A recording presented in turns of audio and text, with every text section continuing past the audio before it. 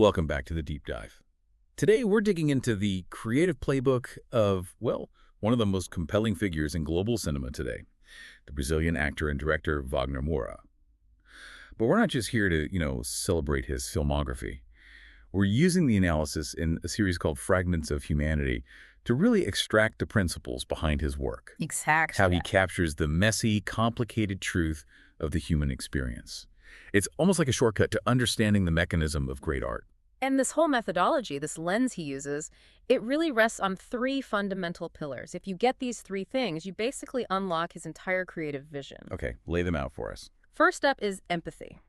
And this is his unique power to humanize even the most, let's say, morally controversial figures. Right. Second, we've got diversity. That's his deep commitment to honoring and actually reflecting Brazil's incredible social and cultural complexity. And the third. And finally, vulnerability.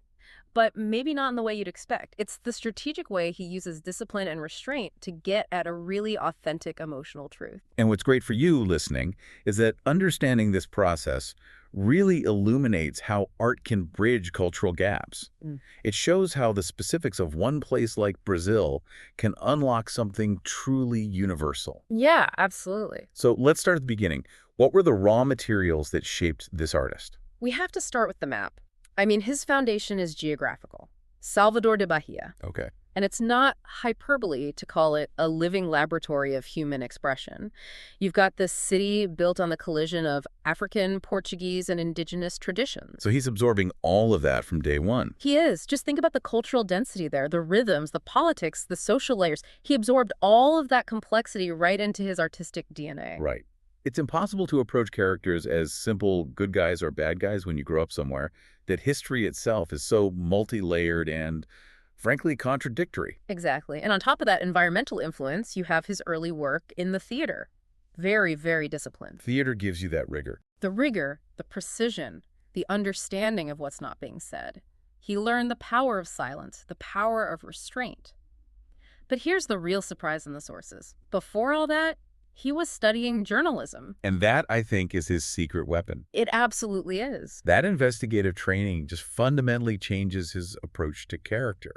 He doesn't just read a script. He, launches an investigation. He does. The training taught him to reject the surface story. So instead of asking, what does my character do? He asks the real journalistic questions. Like, what drives this person? What drives them economically? What historical forces shaped their worldview? What do they actually fear in the middle of the night? It's why he sees his characters not as a single personality, but as this crossroads where history and fear and personal drive all collide. And that mindset brings us perfectly to that first pillar, empathy and action. For Moura, it's all about radical contextualization. It's about deeply understanding the systems that created the person. Not just their personal psychology.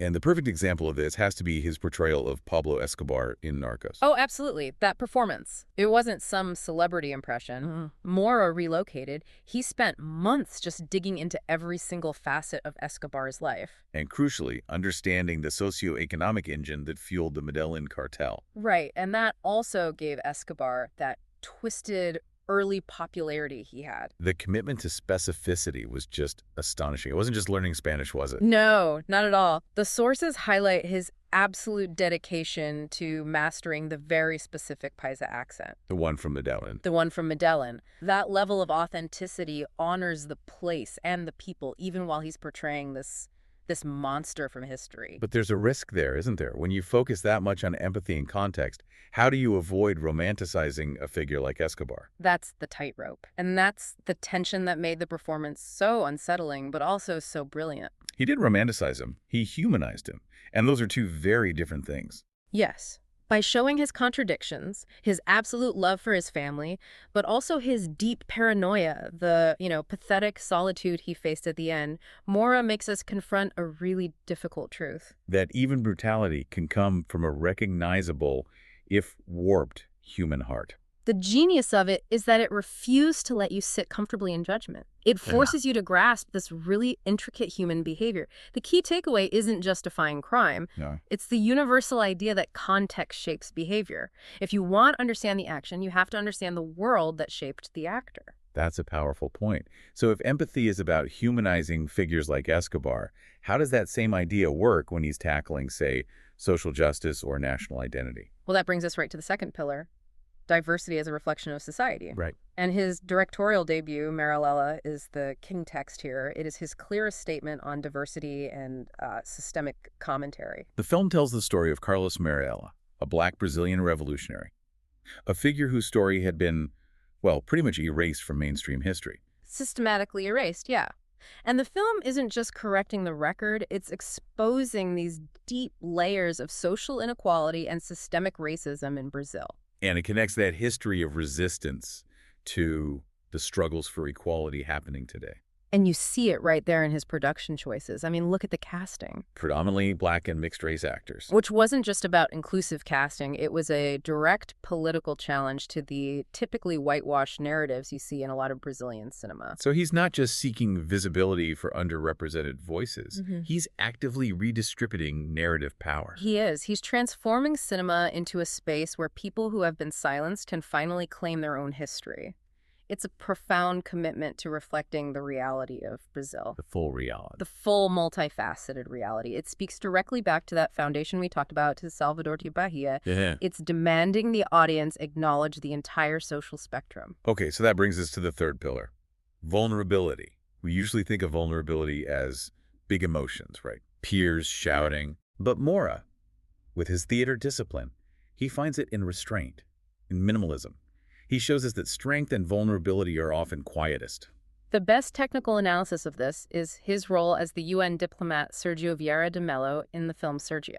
In that role, he completely avoids those big, dramatic gestures. He does. He focuses instead on conveying the physical and emotional weight of these impossible diplomatic missions. And this is where the technique becomes so detailed. You have to really watch him.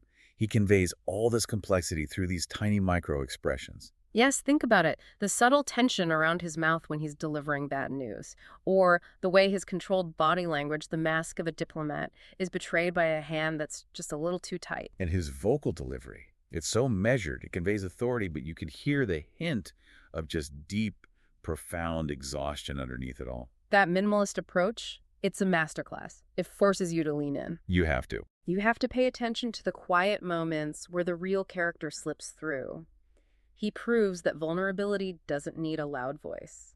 Sometimes the most powerful truth is in a tiny shift in posture. So how does all this tie back together? The culture of Bahia, the precision of theater, the skepticism of journalism. Yeah. How does it all synthesize? Well, the analysis calls these influences interconnected fragments, and I think that's the perfect way to describe it. Okay. The music and culture of Bahia taught him the language of emotion, timing, how to listen to unspoken rhythms. The theater gave him that rigor, that collaborative approach. And the journalism adds that constant investigative mindset, which is why he always seems to gravitate toward characters trapped in these ethical tightropes. Moral labyrinths, places where right and wrong just get blurry. That's the core of the Fragments of Humanity idea, isn't it? He's drawn to these ethical collision zones. Absolutely. You have Escobar choosing between protecting his family and destroying a nation. You have Marighella, whose idealism confronts brutal methods of resistance. Or Vieira de Mello, balancing diplomatic rules against immediate human need. These people are fragments of themselves, constantly pulled apart by competing loyalties. And this is why his work is so important. It refuses to give you comfortable answers. It challenges you to look at your own ethical frameworks. And maybe to recognize fragments of those same struggles within ourselves. He doesn't preach. He just creates a space to wrestle with real dilemmas. Exactly. He acknowledges that humans are messy or contradictory. So the Wagner Moura reflection on humanity is pretty clear. Empathy transforms figures into complex beings. Diversity gives space to the full story. And vulnerability creates that emotional connection. He has absolutely set a new standard in Brazilian cinema and beyond. He's influenced a whole generation of performers to prioritize depth, research, and honesty over just, sensationalism. And his work resists those easy Western stereotypes while still achieving huge international success. So what does this all mean for you listening? Next time you sit down to watch a film, maybe seek out the ones that prioritize this kind of complexity over simple stories. Go back and watch Narcos or Marighella or Sergio with fresh eyes. And pay attention to those quiet moments we talked about, the micro-expressions, the controlled delivery. Notice how artists like Moura build stories that honor the messy, contradictory, beautiful reality of being human. The ultimate lesson here really is to support art that reflects our diverse world back to us with honesty and with compassion. The fragments Moura puts together, in the end, they reveal our collective story. And if you start looking for those three pillars, empathy, diversity, and vulnerability, you will never watch a film the same way again.